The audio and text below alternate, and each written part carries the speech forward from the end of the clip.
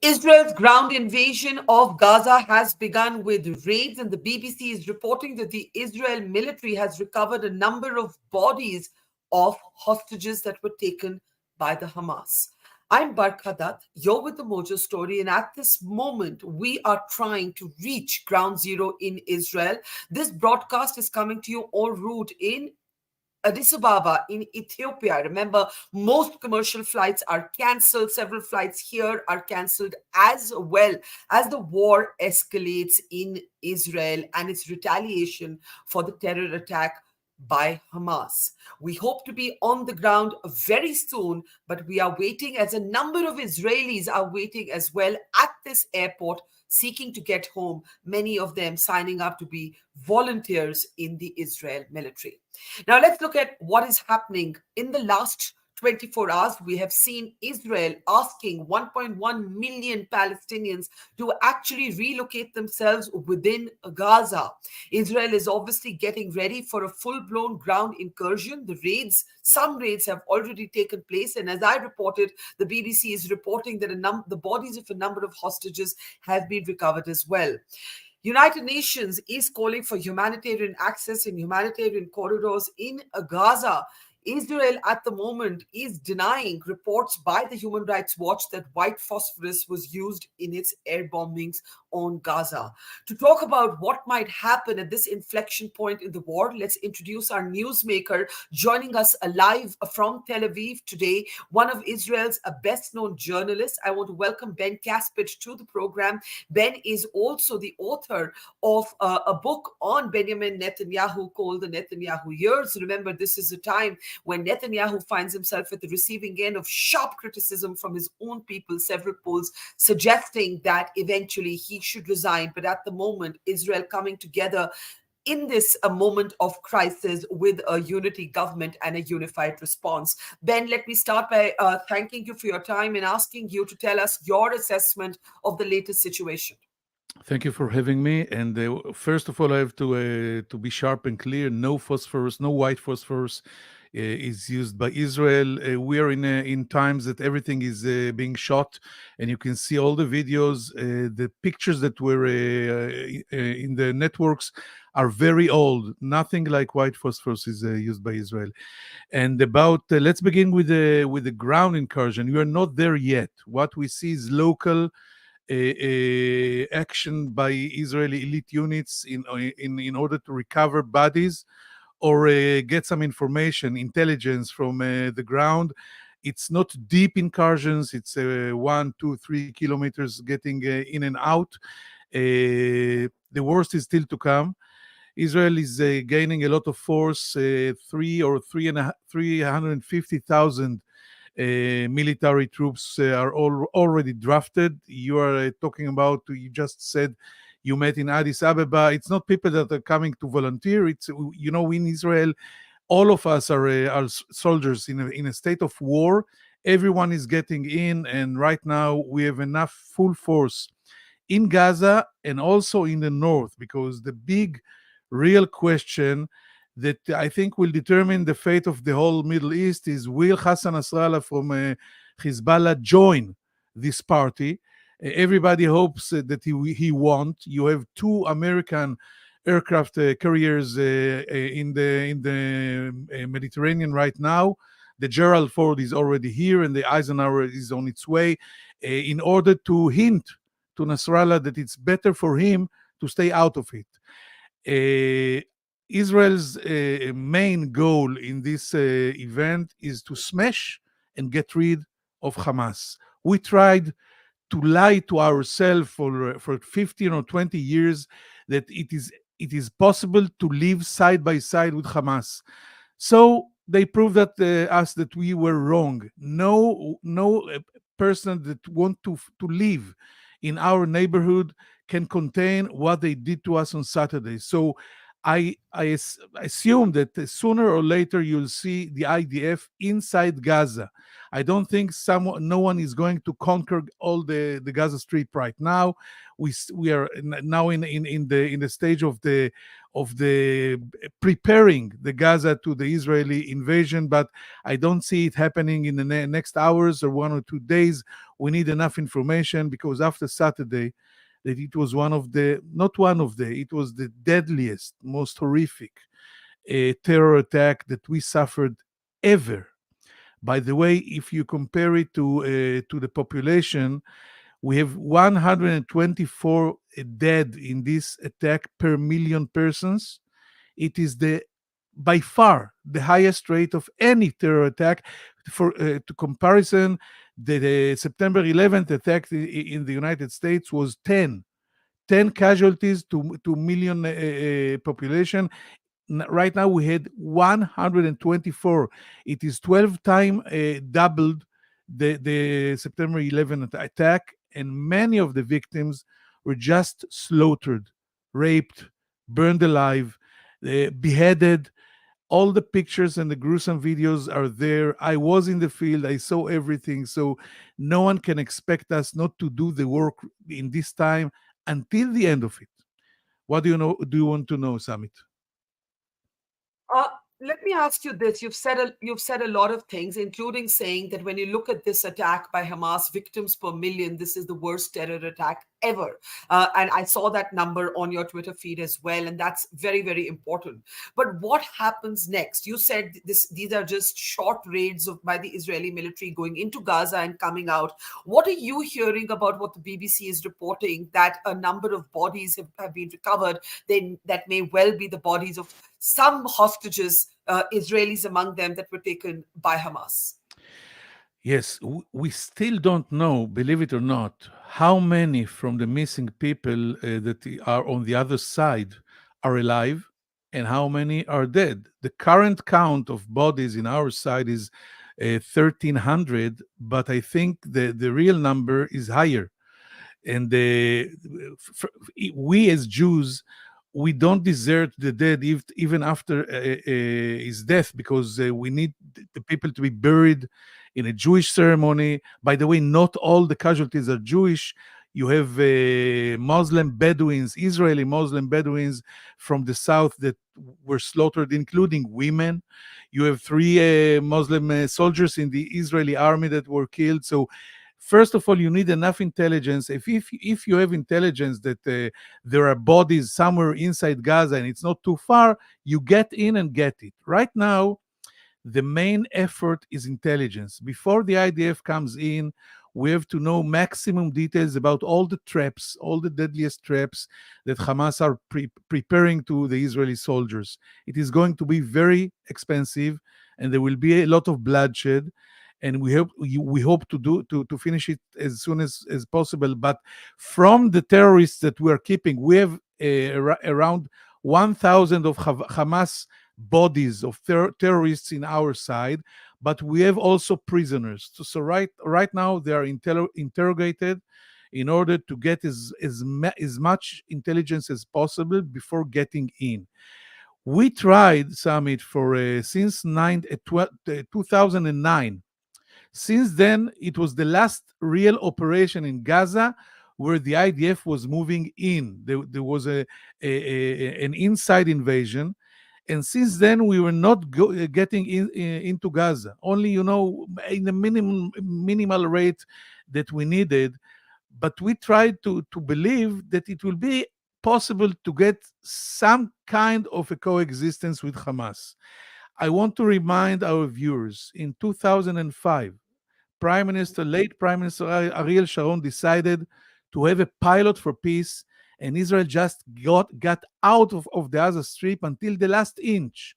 We kicked away 10,000 settlers, Israeli settlers that lived in villages inside the strip for 30 or 40 years. We just evacuated them, including the cemeteries, and hoped that the Gaza Strip will be the first pilot to peace. The Palestinian retaliation was kicking out the Palestinian Authority and Hamas taking the power and making the Gaza Strip a huge terror based against Israel.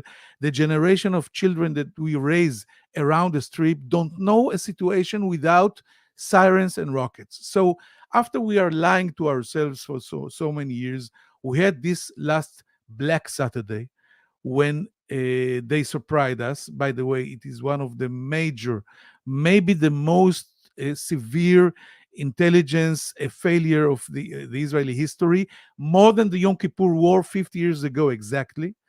And they slaughtered people in their beds, children, families, young children. They have captured 10-month old baby, 3 years old, 4 years old.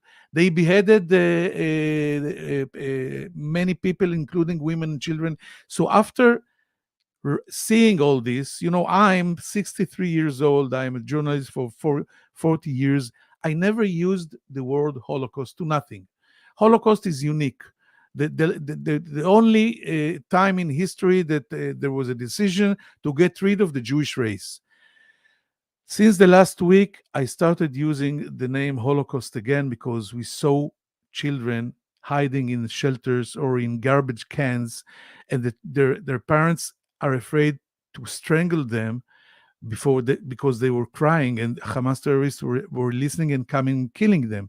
So it's not in the magnitude, of course, of the Holocaust of the 6 million, but the same behavior and ISIS behavior, and we have to fight it. And right now, the cost is not to us to be worried about. There is no Geneva Convention with Hamas because they are terrorists. Right now, the Israeli army told the Gazans to go from the north to the south of Yes. the strip. Can, can, And can, can I ask you? one Can I ask? second, one sentence. Hamas blockades. They don't. Hamas outposts are. They don't let their people to get out of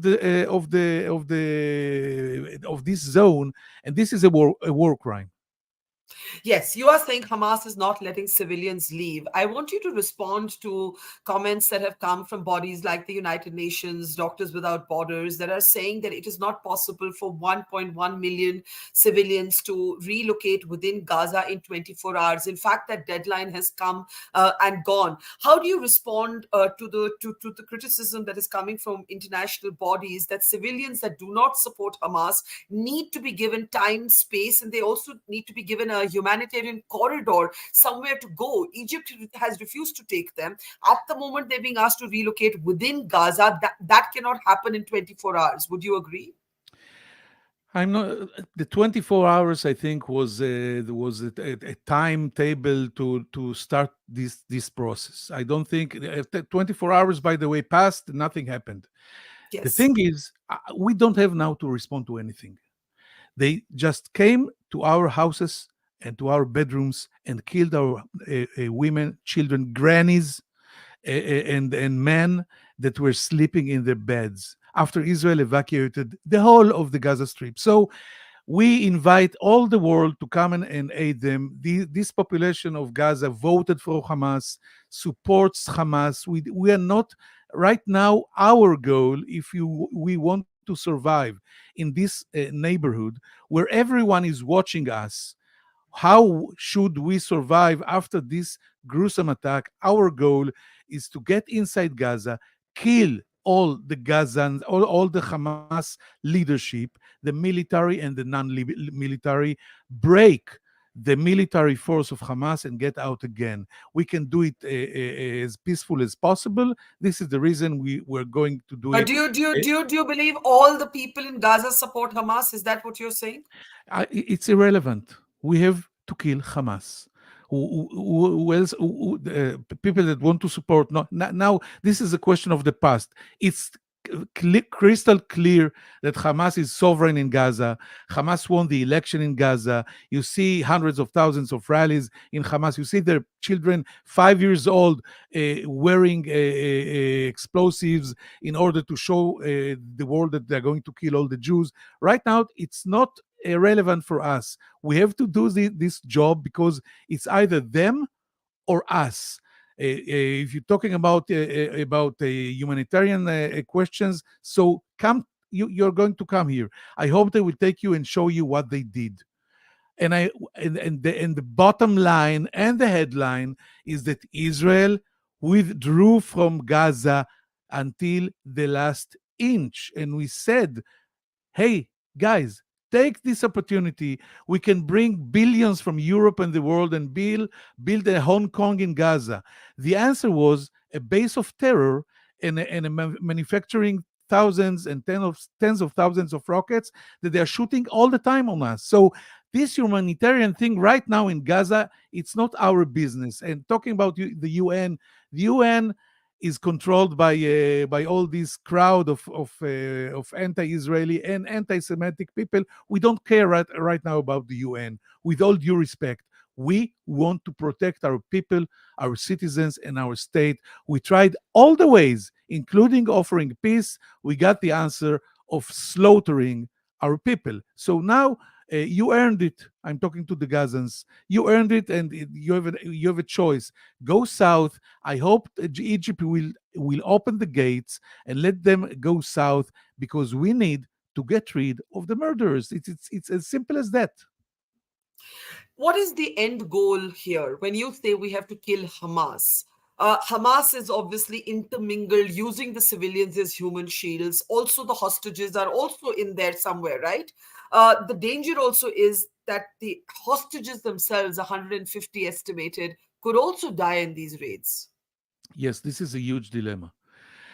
I don't know if you follow the history here, but when we had one captured soldier in the other side, the name was Gilad Shalit. The whole Yes. Israeli state and the whole nation was paralyzed for years with the rallies and with public pressure, and we cannot stand an Israeli or Jewish in the hands of the enemy.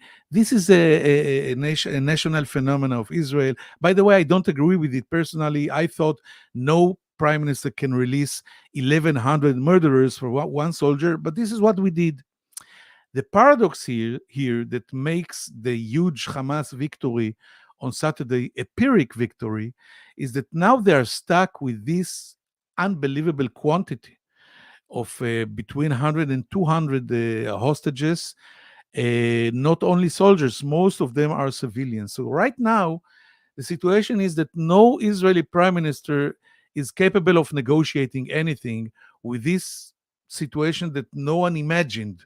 I think it's unprecedented. Hamas is stuck with these people. They don't know what to do. They're trying to. Yesterday at 8 p.m. in the peak of the prime time, they released a video of children of Israel, of Jewish children in their hands. I was sitting in the studio in channel 12, and we refused to air it because this is propaganda. This is they want to affect the Israeli people, so we will not be affected. If they Hmm. want to release the prisoners, at least the children, the grannies, the women, they are invited to do it. We reached in the point that it is nothing else can be done. Just and you asked about the end game. The end game is that the Israeli children in all the areas around Gaza will not be living in the shadow of what we call a red light. They live like this for 15 or 19 years since we got out of Gaza. Yet they have 7 seconds, Summit, 7 seconds when they hear the siren in any time of the day to flee to the shelter because only 7 seconds takes the rocket to leave Gaza and land in their living room. So this thing will end. The price is not our business right now. In the end game of this terrible event, the Hamas leadership will not be alive.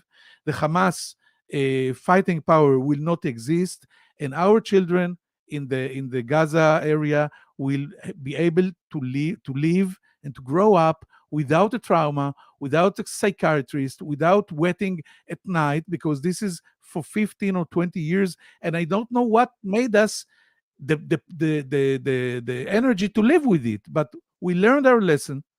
And when you say, by the way, I think Israel should release all the videos, all the Hmm. pictures. I think you should see the beheaded babies. Yesterday, I talked to the coroner. They worked for 10 hours to separate two bodies that became coal. They were burned. A body of a mother and a child. They, they had to to recognize it's a human being, and then to separate it. It was coal, it was burnt, and you have hundreds of examples. And I think we have to show this to the world. Then you can go talk to yourself about humanity and humanitarian aid and corridors and all these jazz. Right now, we're not interested even to hear about it. Hmm. And I'm sorry, I'm Uh, so our No, blood is boiling. I understand your I do understand your rage, but you did make a point that you believe that it's irrelevant to you whether the civilians in Gaza support the Hamas or not.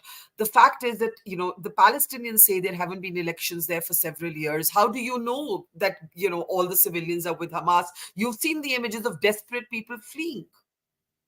Yes, and they have to flee. If they want to live, they have to flee. And at least, in the previous rounds of wars with Gaza, we had a procedure that the IDF was giving them a few hours before hitting a building where the terror was coming from.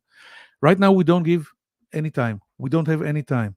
We have this very narrow a corridor or a window of opportunity to do the work. We tried to avoid it for years.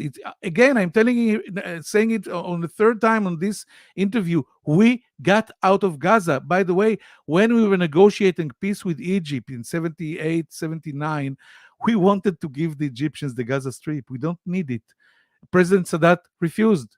He knew what is going on there, so they left it to us. So we tried many things, and then finally, the godfather of the settlements in Israel, the guy that built everything, Ariel Sharon, decided to uproot all these settlements in Gaza and to have a pilot because we have also the West Bank. So let's see how it goes on with Gaza. We are out.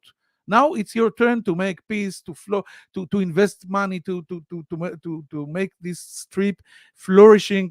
And we used Okay. the term the Hong Kong of the Middle East, and the answer was terror. So right now, we know that most of the Gazan population supports Hamas. You have polls, you see the rallies, you see the stability of the Hamas sovereignty in Gaza. So this is an inside the matter of the Palestinians. Everyone is right now responsible for what happened in Israel. So you can just let us these heads of the snake, and we will take care of them. You want to fight? Let's fight. Two more questions. I know you have less time. One is the personal question. You tweeted about a friend's child who was at the music concert. If I can just have those images brought up amidst the images of destruction. This was a close friend of yours, and here it is. Yes. And you tell us this story.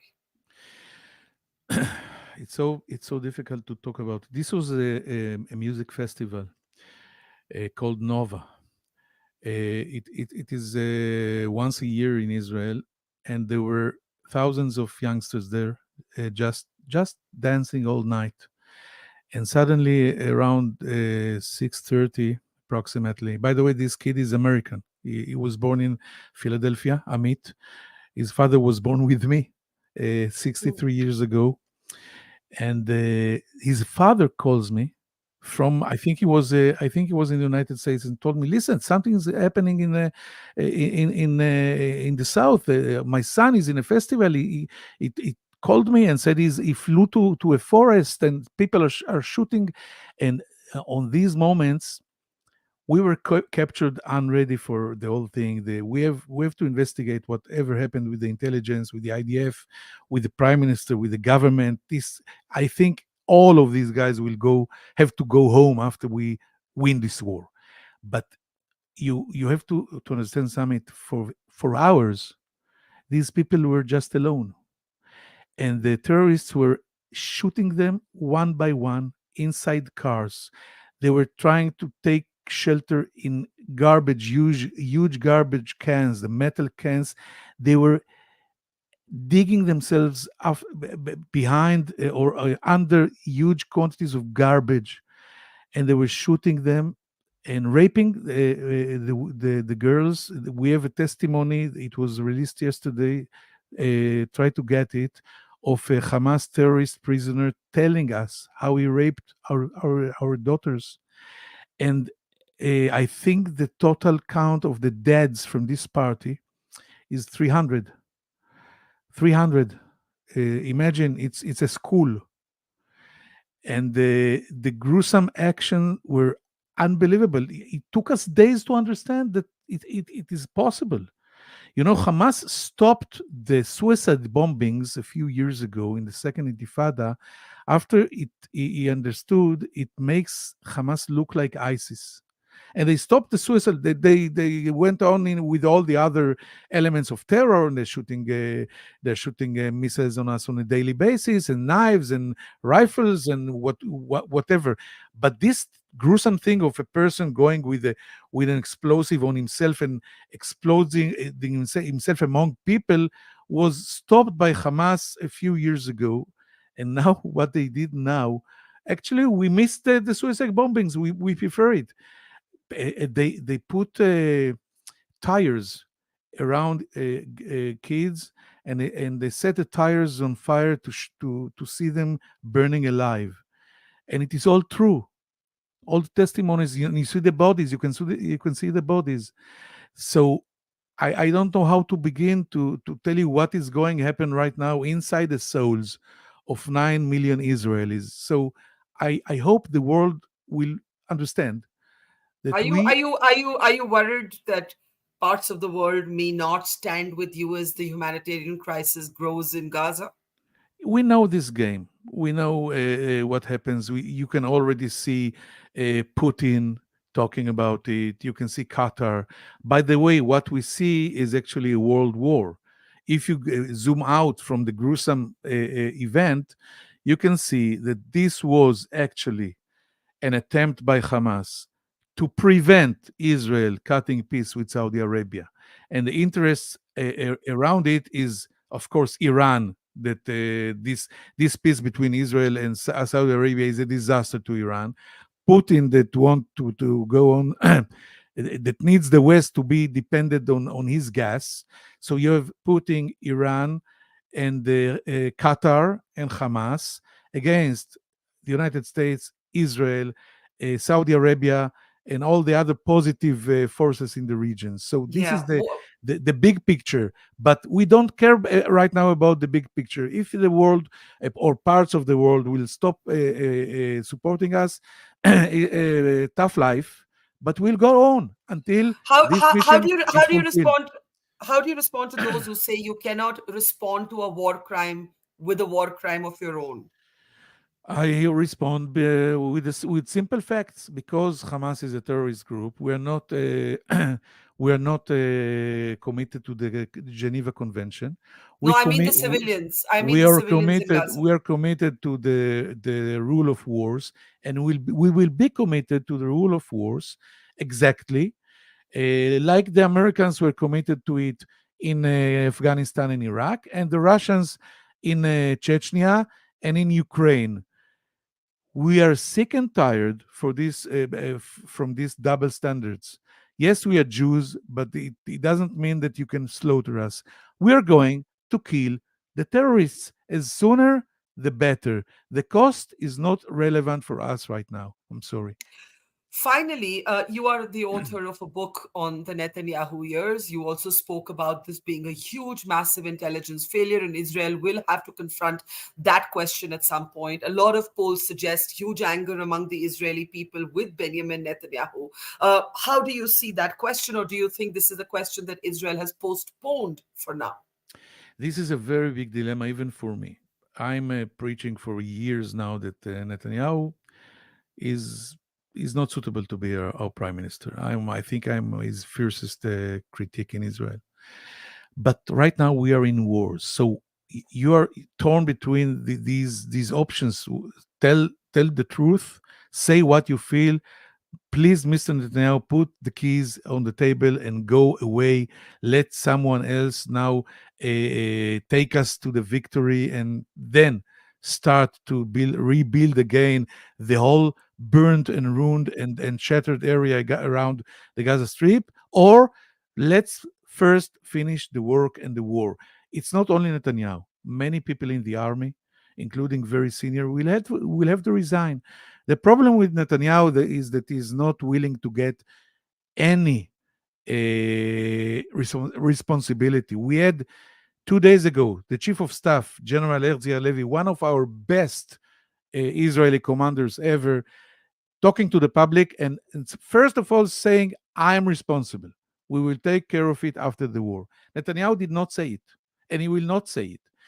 But I think for the time being, until we know that we are able to do the work and to get rid of this existential threat to the Israeli state, we have to understand that we have to go on with this current so unsuitable, untalented government that we unluckily have. Yes. How do you see this ending and what is the timeline? Is this a long, drawn out war, or is this something you hope has a finite beginning and end? I have to admit that the ability to see something, to be a prophet in our region, and especially in these times, is just impossible. And even myself, that are talking to all the decision makers and covering the situation for 40 years, it's impossible. No one could tell you 3 years ago that Israel is going to have 5 consecutive election campaigns in a row. No one. So we hope, first of all, that this war will not be escalated to another front.